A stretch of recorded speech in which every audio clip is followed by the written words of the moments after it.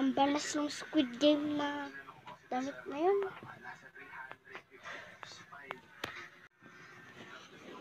Hinubad ko na yung sinuot kong pang Squid Game. Player 67 ako. Si Ate Nini 456. Bida yun ngayon sa season 2 Squid Game. Kaso pinanood namin season 1 pa lang. Bida naman. Totoo naman magaling maglaro yung player 456. Di ko alam kung anong pangalan niya. Nakalimutan ko na. Buti pa si Chiki panalo dun sa kaninang pagkain na may ship na ginaganon. Pero mabait naman siya. Binigyan niya ako ng 1,000.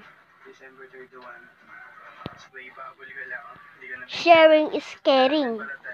Tingnan muna ako sa baba. Balas dito. Naglaro kanina sila Chiki Nini. Squid Game. Nga pala meron season 2. Di yan yung nilaro nila. Pinapanood nila yung season 1. Dapat season 2 para bago-bago naman. Kayo guys, pinapanood nyo ba yung season 2 ng Squid Game? Kasi daw merong Squid Game 3. Pero di ko alam kung kailan gaganapin. May bago daw ulit ano yun ba yun? Jack in Jill. Napanood ko sa TikTok. May bagong Squid Game ngayon sa season 2. Panoorin nyo. At sa aming mga vlogs is like nyo na din para para happy, ganun. Gusto ko lang po magpasalamat sa mga nagsusupport sa akin. May mga nag-hearts ng video ko. And countdown na po kami ng subscribers. Salamat sa aking pagsusupport. Kung gusto nyo, gagandahan pa yung aming video.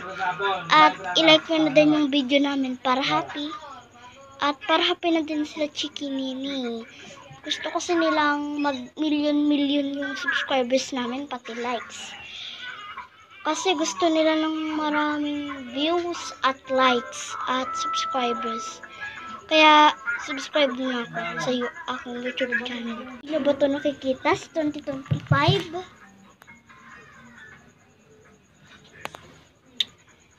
So, masaya ba kayo ngayon 2025? Kasi 2025 na. Chiki Nini, anong ginagawa niyo dyan? Di sila sumasagot. Ginagawa nila dun. Nagbubulungan na naman yung dalawang yan. Siguro may sikreto yung dalawang yan.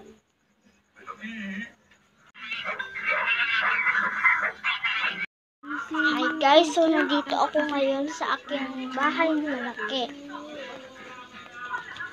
So si Juan na nakatira po siya doon. Tapos po, ito po yung bahay ni nanay ni Juan. So kapatid ko siya, matagal na. Nung bata pa kami, magkapatid kami, tapos nag-aaway kami palagi. Pero nagbabati naman kami. Ganun. So, ito na yung bahay namin. Kamusta kayo dyan? Sa inyong bahay? O kaya house? Ganun. Kamusta kayo? Ano ginagawa nyo?